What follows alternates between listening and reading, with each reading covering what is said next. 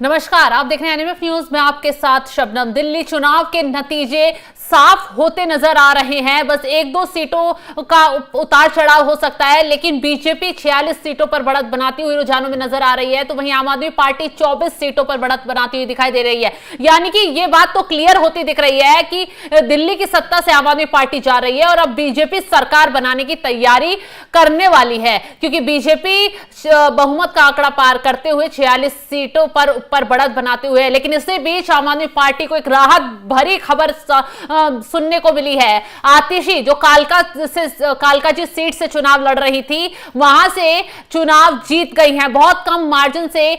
दिल्ली की मुख्यमंत्री आम आदमी पार्टी की वरिष्ठ नेता जो हैं वो बहुत कम मार्जिन से चुनाव जीतती नजर आ रही हैं। अगर चुनाव आयोग के आंकड़े देखें तो आतिशी जो है 889 वोटों से ही सिर्फ चुनाव जीती हैं और यहां से बीजेपी के रमेश बिधूड़ी चुनाव हार गए हैं। तो ये आम आदमी पार्टी के लिए थोड़ी राहत की खबर इसलिए है क्योंकि नई दिल्ली की जो सीट है वहां से अरविंद केजरीवाल चुनाव हार गए हैं, मनीष सिसोदिया अपनी सीट से चुनाव हार गए हैं, सत्येंद्र जैन भी चुनाव हार गए हैं। हालांकि गोपाल राय अभी आगे चल रहे हैं, सौरभ भारद्वाज भी पीछे चल रहे हैं। जो आम आदमी पार्टी के अहम चेहरे थे, पार्टी के बड़े चेहरे थे, वही अभी चुनाव में पीछे चलते हुए नजर आ रहे हैं। हालांकि जो गोपाल राय हैं वो भी अच्छे खासे वोट परसेंट के साथ आगे बढ़ते हुए दिखाई दे रहे हैं। कहा जा रहा है कि गोपाल राय की जीत तो बाबरपुर से तय है, लेकिन आतिशी की जीत पर यहां आम आदमी पार्टी को आखिरी वक्त तक संशय लग रहा था। आम आदमी पार्टी को लग रहा था कि कालका जी की जो सीट है वो हम हार जाएंगे, हाथ से निकल जाएगी, लेकिन एम वक्त पर पासा पलटा और आतिशी के पाले में गेंद चली गई। यानी कि आतिशी कालका जी से चुनाव जीत गई हैं। ये आम आदमी पार्टी के लिए बहुत बड़ी खबर है। वहीं अवध ओझा जो है पटपड़गंज से चुनाव लड़ रहे थे, वो अवध ओझा भी भारी मतों से चुनाव हार चुके हैं।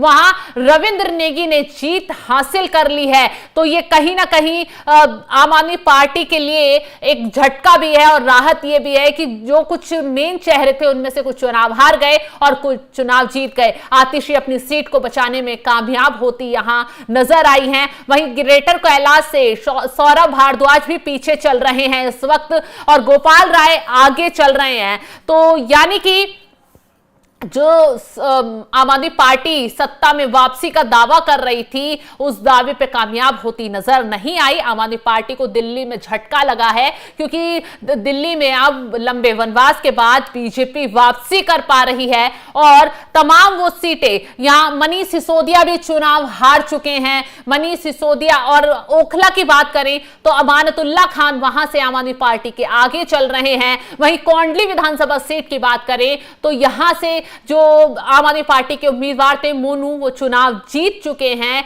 और जो बीजेपी की कैंडिडेट थी प्रियंका गौतम, वो पहले आम आदमी पार्टी की पार्षद थी, लेकिन उन्होंने आम आदमी पार्टी छोड़ बीजेपी ज्वाइन कर ली थी, लेकिन अब वो चुनाव यहां से हार गई हैं। बीजेपी की उम्मीदवार कोंडली विधानसभा सीट से, करावल नगर से बीजेपी आगे है, रोहिणी से बीजेपी आगे है, विजेंद्र गुप्ता। अब जो है बीजेपी में जश्न मनना शुरू हो गया है, तमाम तस्वीरें सामने आ रही हैं और खुद प्रधानमंत्री मोदी अब बीजेपी कार्यालय शाम को पहुंचेंगे, बीजेपी कार्यकर्ताओं को संबोधित करेंगे, दिल्ली के वोटरों को संबोधित करेंगे और उन्हें धन्यवाद देंगे दिल्ली में लंबे वनवास के बाद बीजेपी की वापसी कराने पर। तो अब देखना यह होगा कि प्रधानमंत्री मोदी क्या कुछ लोगों से बातें करते हैं, क्या कुछ अपने संबोधन में कहते हैं और कौन, अब सवाल यह है कि अगर बीजेपी सरकार बना रही है तो कौन अब दिल्ली का मुख्यमंत्री होगा, क्योंकि बीजेपी ने बिना मुख्यमंत्री के चेहरे पर दिल्ली का चुनाव लड़ा था, अब चुनाव बीजेपी जीतती हुई दिख रही है, तो ऐसे में कौन मुख्यमंत्री होगा, ये सवाल अभी खड़े होते नजर आ रहे हैं। आपको क्या लगता है,